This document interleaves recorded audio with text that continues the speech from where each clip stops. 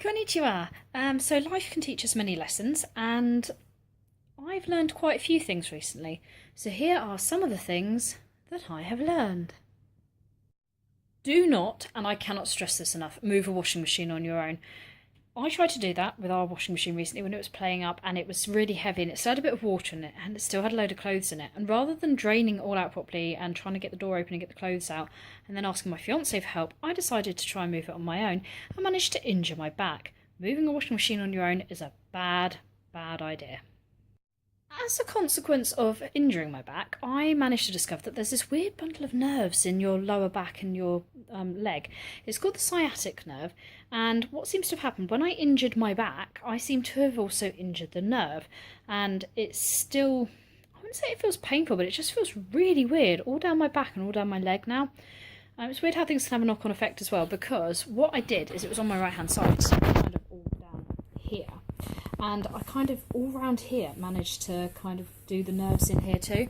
It was a really weird sensation, but it did teach me a lot about the human body. Peppermint tea will literally cure anything. It's really good as an aid for digestion, and if you drink it either just before you eat or just after you eat, it will help you to digest your food. But also, it's really good for a load of other things as well. I mean, it's really refreshing, and there's no caffeine in it, so it's a great alternative to standard tea or coffee. Which I haven't been drinking a lot of caffeine recently, so that's really good for that. It's really good for things like anxiety as well. It can really settle the stomach, so all those sort of anxious tummy feelings that you get with anxiety can really settle that down too. It just seems that it's one of these things that just seems to cure everything. If you've got IBS, it's really good for that. It's just a great thing, and it tastes really nice. So peppermint tea, we like peppermint tea. You basically have to take a test before you can get married. Now, we recently went to our local Registry Office and gave notice because we're getting married later this year. And part of it is that they ask you questions all about yourself, to see if you're legally able to get married. But the other weird thing as well is that, well, I suppose it's not so weird, it makes perfect sense. In order to prevent sham marriages, all these marriages try and get somebody a visa to stay in the country permanently and stuff like that, they ask you questions about your partner. So it's things like, how old are they? Or rather like, when's the date of birth? How do you spell the surname? What do they do for a living? How long have they lived at their address?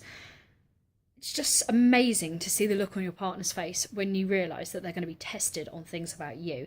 And it's like, quick, do I quickly go on Facebook to try and find out what their birthday is?